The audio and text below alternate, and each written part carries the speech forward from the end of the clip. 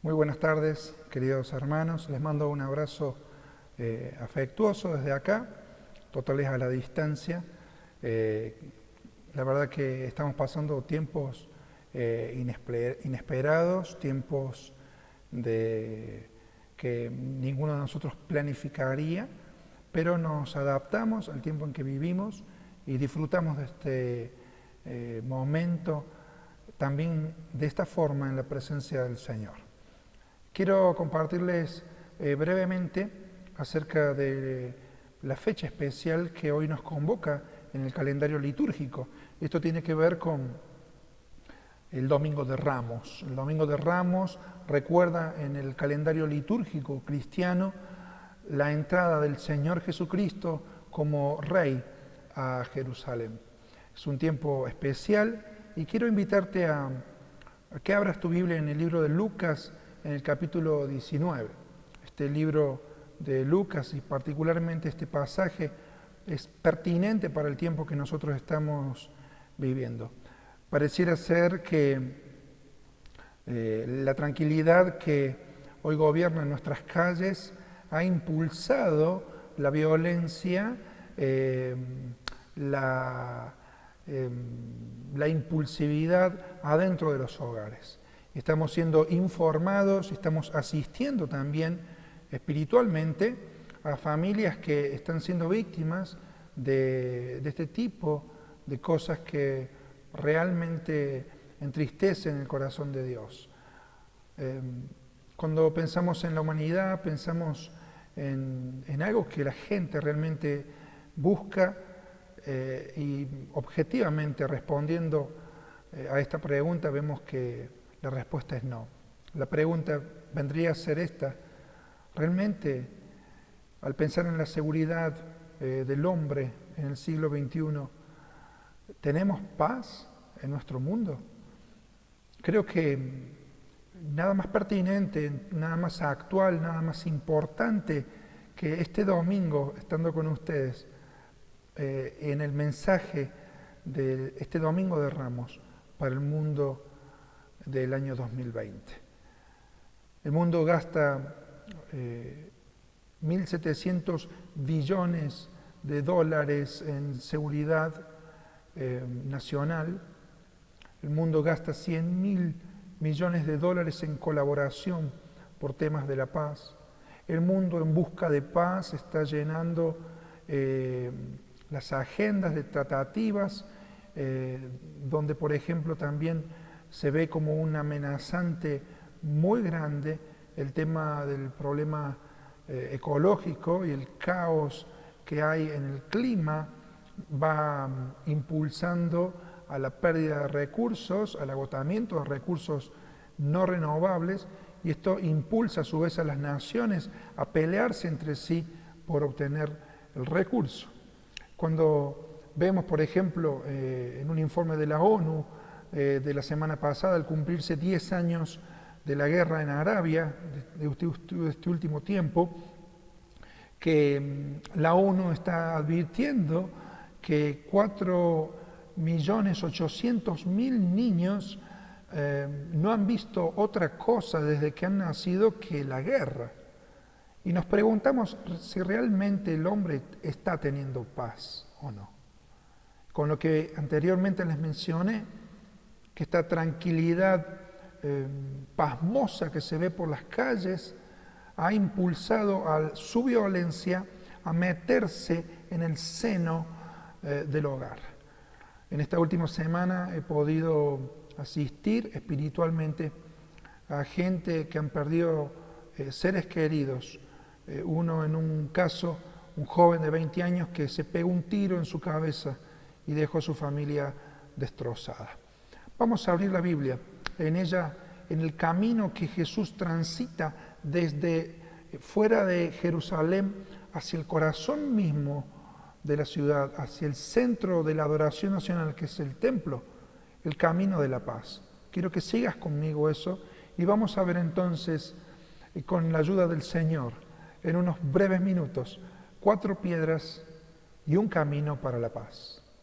Leamos Lucas capítulo 19, verso 42 dice, y cuando llegó cerca de la ciudad, Jesús, al verla, lloró sobre ella, diciendo, oh, si también tú conocieses, a lo menos en este día, lo que es para tu paz, mas ahora está encubierto de tus ojos. Jesús estaba cumpliendo una profecía de cientos de años antes, la profecía de Zacarías, capítulo 9, versículo 9, que decía que Jesucristo iba a entrar no en una figura de guerra como montando un caballo, sino montando un asno. Esto se cumple aquí. Este Jesús que debiera haber sido reconocido fue rechazado. Y Jesús llora por la ciudad cuando dice que su tiempo para encontrar su paz realmente había sido obviado. Quiero que veamos 4 piedras en las cuales el hombre fracasa en este tramo de Lucas 19, versículo 28 al 44. Jesús está trayendo paz a su pueblo y en primer lugar la primera piedra es la piedra de la incoherencia. La incoherencia es retratada en esta multitud que en el versículo 36 dice que al paso de Jesús tendían sus mantos por el camino y cuando llegaban ya cerca de la bajada del monte de los olivos, toda la multitud de los discípulos, gozándose, comenzó a alabar a Dios a grandes voces. Mira por qué, por todas las maravillas que habían visto. La incoherencia, porque si bien los censos nos dicen, los documentos oficiales, que en aquel momento prácticamente se sacrificaban entre 200 y 250.000 animalitos, es decir, que en la Pascua, sacando cuentas de que un animalito era compartido por 10 personas, era una multitud la que estaba presente en Jerusalén, calculamos que arriba de 2 millones de personas. Entre esa multitud hubo gente que cantaba al Señor, pero cantaba diciendo, gracias Señor por las cosas que hemos visto. Y es una piedra que muchos de nosotros encuentran en el camino y tropezamos en ella. La piedra de la incoherencia es la piedra que nos hace trastabillar y caer, como esta multitud incoherente que en unas horas pasó de alabar al Señor a levantar su puño al cielo y decirle a Jesucristo que sea crucificado. El motivo de la alabanza en aquel entonces, cuando Jesús entraba a Jerusalén, por parte de este grupo de gente, era por los bienes que habían recibido. La incoherencia sigue siendo parte de nuestra existencia. El hombre es incoherente. El hombre en esta cultura easy, en esta cultura fácil, en esta cultura que quiere muchos beneficios y poco compromiso, se comporta de acuerdo a la situación de una o de otra forma, lo que en definitiva se resume en una sola palabra: incoherencia. Mire, el materialismo ni el hedonismo en esta sociedad utilitaria serán los caminos que conduzcan a la paz, más bien son piedras en ese camino.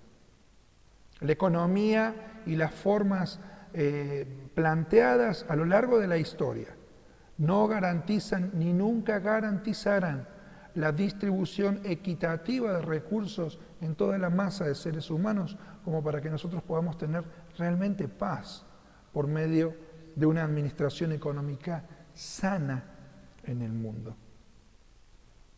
Nuestra sociedad ha pasado de disfrutar las personas usando las cosas a usar a las personas para disfrutar las cosas. Es una sociedad incoherente. La segunda piedra que encontramos aquí en el camino hacia la paz es la piedra de la ingratitud. Versículo 39, cuando ellos decían, bendito el que viene en el nombre del Señor, paz en el cielo, gloria en las alturas. Entonces algunos de los fariseos de entre la multitud le dijeron: Maestro, reprende a tus discípulos. La ingratitud es hija de la envidia, según Cervantes. La ingratitud hace que en el texto podamos ver un aspecto trágico de esto. Hay gente que alaba a Dios, ya hemos visto de una forma incoherente, pero alaba a Dios movidos por motivos personales, utilitarios. Esta alabanza se transforma en ingratitud, porque el texto nos hace ver que Jesús llora mientras hay un pueblo que canta. ¿Podés entender esto? ¿Podés entender el nivel de profundidad con el cual Dios es afectado? Cuando ve la profundidad de tu corazón y el mío en la adoración. Vemos aquí que la ingratitud trágicamente es promovida por las esferas religiosas. Los fariseos le decían a la multitud que se callara y le decían a Jesús que mandara a la multitud a callarse. Y él les respondió: si estos callan, las piedras clamarán. Necesitamos no tropezar en esta piedra de la ingratitud. Jesús aprecia el aprecio de los humildes, pero desprecia el menosprecio de los que creen saber de Él. La tercera piedra con la cual el hombre cae y tropieza en búsqueda de su paz es la piedra de la ignorancia. Versículo 41 dice que cuando Jesús llegó cerca de la ciudad, al verla lloró sobre ella, diciendo: oh, si también tú conocieses lo que es en este tu día, lo que es para tu paz. Jesús decía: este es tu tiempo, Jerusalén, es el tiempo del plan de Dios para tu paz. Y tú no estás conociendo esto. Tú no conociste el tiempo de tu visitación, dice Jesús. Y expresaba toda la profundidad de su lamento por esta ciudad que no pudo entender. Por eso la piedra esta con la cual tropieza mucha gente es la piedra de la ignorancia. No es ya la piedra de la incongruencia, de la incoherencia, no es la piedra de la ingratitud, es la piedra de la ignorancia. Domingo Faustino Sarmiento, expresidente de la República Argentina, tenía un anagrama muy curioso y muy llamativo, muy elocuente, que hasta el día de hoy debiera hacernos pensar. En este anagrama, Sarmiento decía que argentino permite formar, la palabra argentino permite formar otra palabra, y que había que luchar para que esa palabra que se formaba con la palabra argentino no se transformara en sinónimo de ella. En este famoso anagrama de Domingo Faustino Sarmiento, él decía que argentino e ignorante se escriben con las mismas letras y que nuestra lucha debía ser para que argentino e ignorante, si bien se escribían con las mismas letras, no terminaran siendo sinónimos. La salida para la ignorancia no es solamente la transmisión de información. La paz no se consigue solamente por transacciones mentales, por tráficos intelectuales.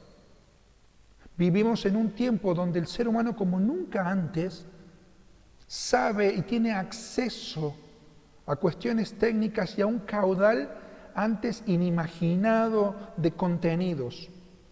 Hoy, en cortos años, personas obtienen doctorados y niveles académicos que antes llevaban a una persona durante toda su vida a conseguirlos. Hoy salís de tu consultorio con tu doctor, tu médico, que te dice que tenés algo, y empezás a googlear en el teléfono y ver y saturarte de información que la verdad que no te hace ningún bien, te intoxica.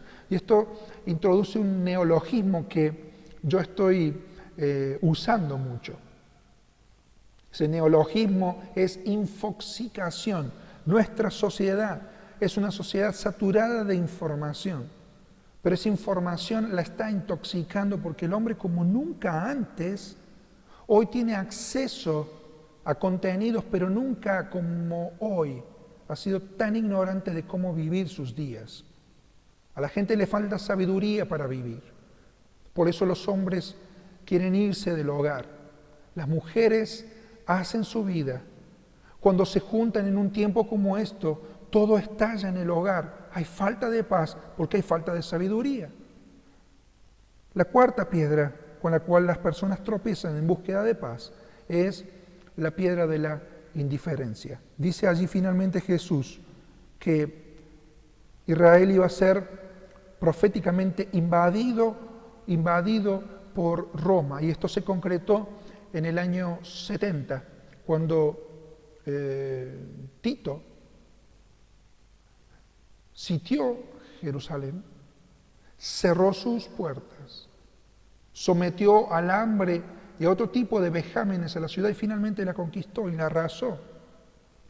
Y no dejó en ella piedra sobre piedra, dejó a los hombres tirados al ras del suelo, igual que sus edificios, cumpliéndose lo que decía el Señor. Finalmente, Él dice el por qué sucedió lo que sucedió. Mira conmigo.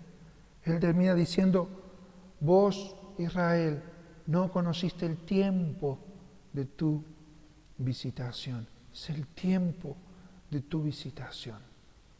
No es un tiempo cronológico. Aquí el texto se refiere a una etapa que era favorable para el pueblo de Israel, para que el pueblo de Israel pudiera vivir en paz. Este rey manso entraba montado de esa forma, no en son de guerra, sino para entregar su paz a su pueblo tan amado.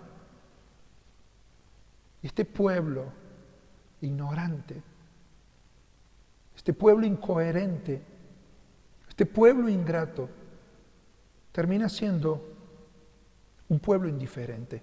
Y sabes que la indiferencia es la peor de las actitudes, porque el ingrato puede necesitar alguna vez algo para que cambie su actitud, a pasar a ser una persona agradecida.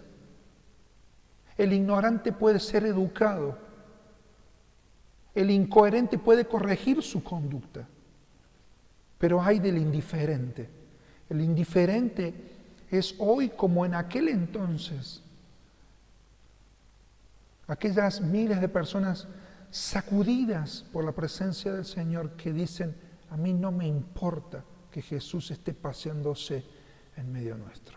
Un detalle del texto bíblico. En la versión de Mateo, en el capítulo 21, dice allí el texto bíblico que cuando Jesús entró, la ciudad se conmovió. Y esa es la palabra griega que se usaba antes para referirse a los terremotos. Cuando Jesús entró, sacudió a 2 millones de personas. Sin embargo, en lo profundo de su ser, nada en ellos se movió. Vino el Señor y ellos no conocieron el tiempo de su visitación. André Glucksmann, un escéptico francés, escribió sobre las 3 muertes de Dios. En primer lugar, él dice que al Dios creador de los cristianos, los ateos lo pudieron matar a través del argumento de la ciencia. En la segunda muerte de Dios, dice él que bastó un clavo romano para ejecutar al Dios redentor.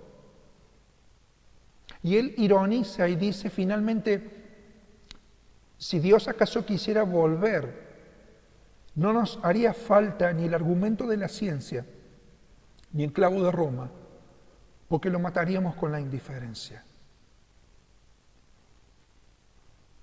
Cuando leo este pasaje, hay 2 elementos que realmente me impactan. El primero es el burrito. Ese burrito que sin saber nada, solamente obedeció. Y si algo pudo entender, es que fue liberado de las amarras que lo tenían para servir al Rey. Él no fue indiferente. También las piedras frías e insensibles pudieron romper la indiferencia. Porque Jesús dijo que si el pueblo callaba, esas piedras iban a clamar.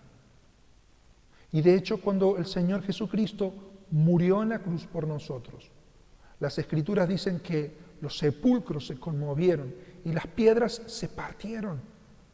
Ellas clamaron y dieron su mensaje. El Hijo de Dios había muerto.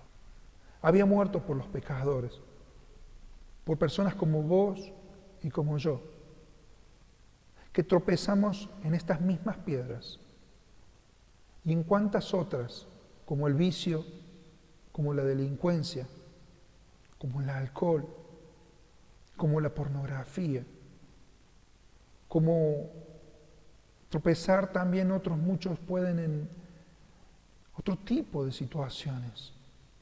El materialismo sin medida, la adicción al trabajo y tantas otras cosas que indican que vos y yo estamos buscando paz para nuestro corazón y seguimos tropezando. Más allá de estas 4 piedras que Jesús encontró en el corazón de personas que se cruzaban en Él mientras Él entraba a Jerusalén. Por la gracia de Dios podemos decir que solamente hay un camino que nos lleva a la paz que Dios quiere.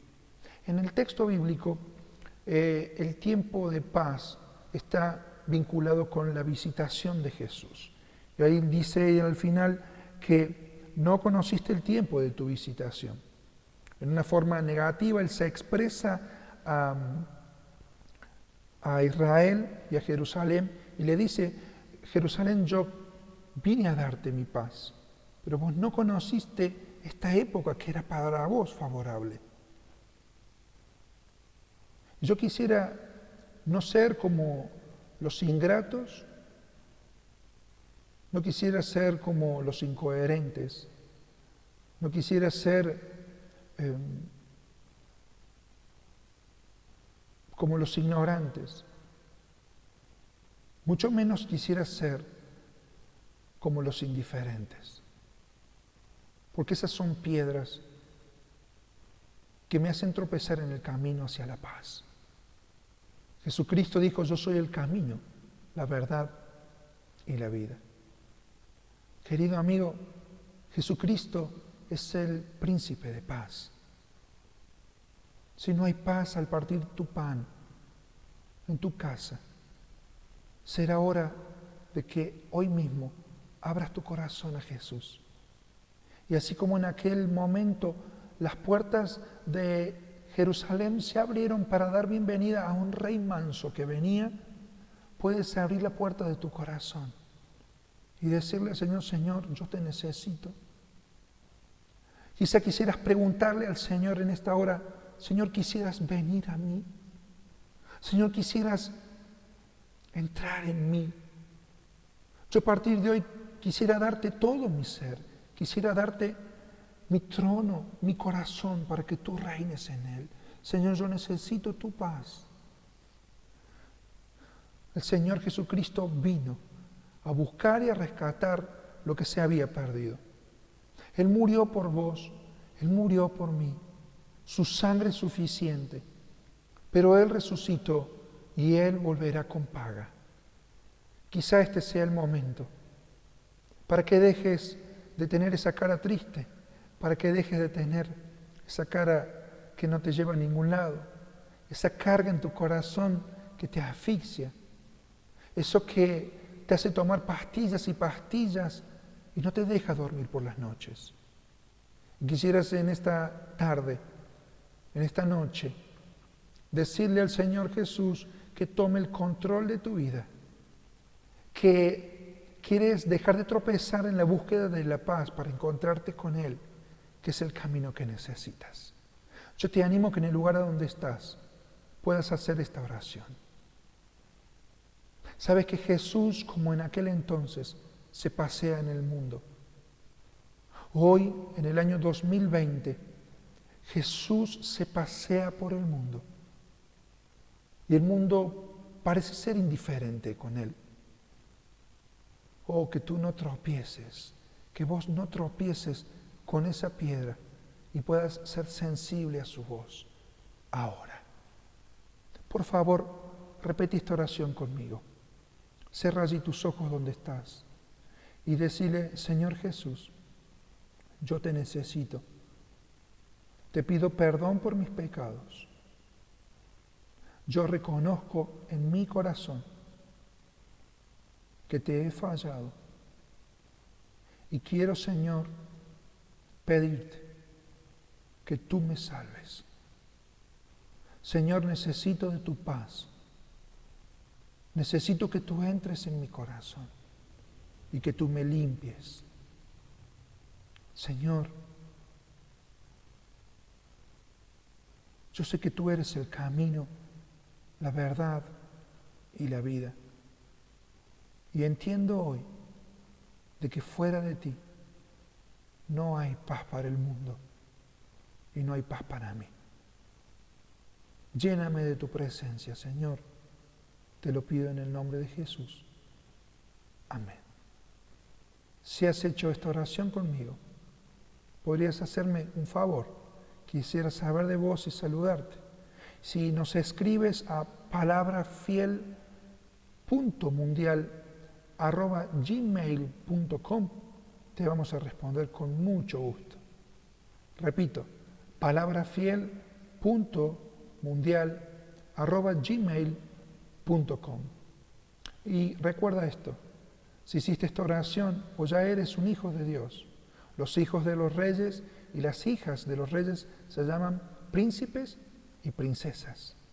Vive como tal. No vivas como un mendigo.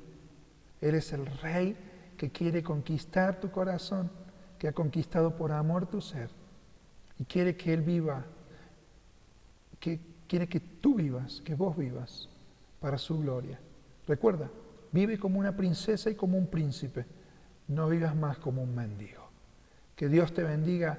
Te mando un fraternal abrazo. Hasta siempre.